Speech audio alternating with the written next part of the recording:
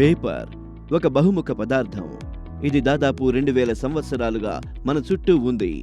ఇది పారిశ్రామిక మరియు తయారీ ప్రక్రియల నుండి రచన వరకు బహుళ ఉపయోగాలను కలిగి ఉంది. ప్రపంచంలోని పేపర్ మరియు పేపర్ బుక్ చేసిన ఉత్పత్తిలో భారతీయ కాగిత పరిశ్రమ 1.6% వాటా కలిగి ఉంది. భారతదేశంలో మొత్తం 720 పేపర్ మిల్లులు ఉన్నాయి. వార్షికంగా 153 లక్షల టన్నుల కాగితాన్ని ఉత్పత్తి చేస్తాయి. అలాగే 52 జీజే టన్నుల సగటు శక్తిని వినియోగిస్తుంది. ఇంత పెద్ద మొత్తంలో వినియోగంతో శక్తి పొదుపు కూడా అవసరం. All these I attribute to the excellent PAT scheme that was announced by the government. దీనంతటికీ క్రెడిట్ నేను ప్రభుత్వం ప్రకటించిన అద్భుతమైన ప్యాట్ పథకానికి ఇస్తాను.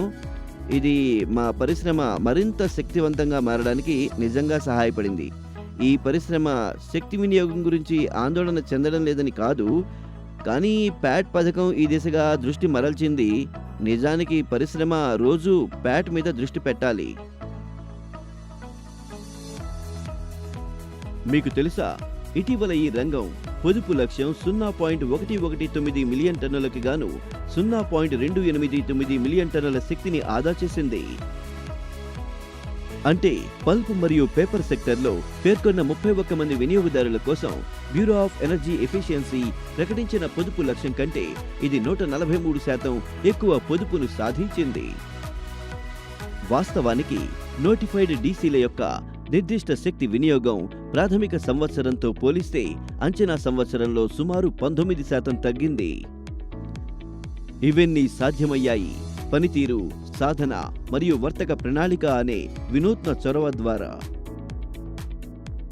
2019వ సంవత్సరంలో బ్యూరో ఆఫ్ ఎనర్జీ ఎఫిషియన్సీ ద్వారా ప్యాట్ ప్రారంభించబడింది మరియు పరిశ్రమ కోసం శక్తి సామర్థ్యాన్ని ఉన్నత స్థాయికి తీసుకువెళుతోంది. ఈ పథకం కింద నిర్దేశిత వినియోగదారుడు ప్రభుత్వం నిర్దేశించిన పొదుపు లక్ష్యాలను సాధించిన తర్వాత మరియు అతని పొదుపు లక్ష్యాన్ని మించి ఉంటే ప్రయత్నాలు చేయడానికి ప్రయత్నిస్తున్న పరిశ్రమలకు విద్యుత్ మంత్రిత్వ శాఖ జారీ చేసిన ఎనర్జీ సేవింగ్ సర్టిఫికేట్లు లేదా ఈసర్ట్స్లను విక్రయించడానికి అనుమతించబడుతుంది. అయినప్పటికీ వారు పొదుపు లక్ష్యాన్ని సాధించలేకపోయారు. ప్యాట్ పథకం 3 సంవత్సరాల సైకిల్లో అమలు చేయబడుతోంది మరియు 8 శక్తితో కూడిన రంగాలకు వర్తిస్తుంది. పేపర్ మరియు కాగితపు గుజ్జు అటువంటి రంగాలలో ఒకటి. ఈ రంగంలోని డీసీలు పెట్టుబడి పెట్టాయి, కొత్త పద్ధతులు మరియు అధునాతన సాంకేతిక పరిజ్ఞానాన్ని అవలంబించాయి. ఇవి పొదుపు లక్ష్యాలను సాధించడంలో సహాయపడతాయి, ఫలితంగా మరింత శక్తి సమర్థవంతంగా ఉండడంలో తోడ్పడతాయి. All our engineers and all our operators, they continuously focused on energy conservation ideas. నా ఇంజనీర్లు మరియు ఆపరేటర్లు అందరూ నిరంతర శక్తి పరిరక్షణ భావనపై దృష్టి పెట్టారు మరియు దానిని మెరుగుపరచడానికి చిన్న మార్పులు చేశారు. అలాగే జరిగిన మార్పులు చోటు చేసుకున్నాయి. దాని ఫలితంగా అన్ని మిల్లుల్లో శక్తి ఆదా చేయబడింది మరియు మేము ప్యాట్ సైకిల్ 1 కోసం ఇచ్చిన లక్ష్యాన్ని సాధించగలిగాం. మీరు ఈ పథకాల్లో కొన్నింటిని చూస్తే అవి ఇంధన స్విచ్ మరియు హీట్ రికవరీ సిస్టమ్ మరియు PV system optimisation, single paper మెషిన్లో టర్బైన్ బ్లోవర్ ఇన్సులేషన్ మరియు ఎల్పీజీ తొలగింపు. అలాగే ఈ చర్యల ద్వారా మేము రోజుకు 80 కిలోల శక్తి వినియోగాన్ని తగ్గించగలిగాము. అంటే మేము రోజుకు 80 కిలోల ఎల్పీజీని ఆదా చేశాము. ఇంకా మా టర్బైన్లలో ఒకదానిలో హీట్ రికవరీ ప్రక్రియ ద్వారా మేము సంవత్సరానికి 140 లక్షలు ఆదా చేశాం. అలాగే స్ట్రిప్పర్ ప్లాంట్ను మార్చడం ద్వారా 1.5 టన్నుల సున్నం అంటే సున్నం ఆర్థికంగా ఆదా చేయబడింది. ఈ పథకం పరిశ్రమలు ఇంధన పొదుపు కార్యక్రమాల ద్వారా డబ్బు ఆర్జించడం వల్ల కలిగే ప్రయోజనాలను అర్థం చేసుకోవడమే కాకుండా ముఖ్యంగా ఇంధన వినియోగంలో కార్బన్ డయాక్సైడ్ ఉద్గారాలను తగ్గించడానికి కూడా ప్రోత్సహిస్తోంది. ప్యాట్ చక్రం 1 కింద 0.5 మిలియన్ టన్నుల బొగ్గు ఆదా చేయబడింది మరియు ఈ రంగం మాత్రమే కార్బన్ డయాక్సైడ్ ఉద్గారాలను 4% వరకు తగ్గించింది. ఈ మార్పులన్నీ భారతదేశాన్ని వాతావరణ మార్పులకు మరింత బాధ్యతాయుతంగా ప్రతిస్పందించడంలో భాగంగా ఉన్నాయి.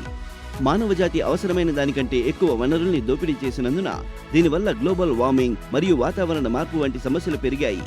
ఇవి నేడు ప్రపంచానికి అతిపెద్ద సవాలుగా మారాయి. దీని కారణంగా మన ఉనికి ప్రమాదంలో ఉంది. వాతావరణ మార్పులపై జాతీయ కార్యాచరణ ప్రణాళికతో వాతావరణ మార్పుల సమస్యను పరిష్కరించడానికి భారతదేశం మొదటి అడుగు వేసింది. ప్రస్తుతం ఎన్ఏపిసిసి కింద 8 మిషన్లు పనిచేస్తున్నాయి మరియు national mission for enhancement of energy efficiency వాటిలో ఒకటి. పెర్ఫార్మెన్స్, అచీవ్మెంట్ మరియు వర్తక ప్లాన్ లేదా ప్యాట్ శక్తి సామర్థ్యాన్ని పెంచడానికి జాతీయ మిషన్లో ఒకటి. బ్యూరో ఆఫ్ ఎనర్జీ ఎఫిషియన్సీ ప్యాట్తో సహా దేశ శక్తి సామర్థ్యాన్ని పెంచడానికి NMEEE పేర్కొన్న ప్రధాన కార్యకలాపాలపై పనిచేస్తోంది.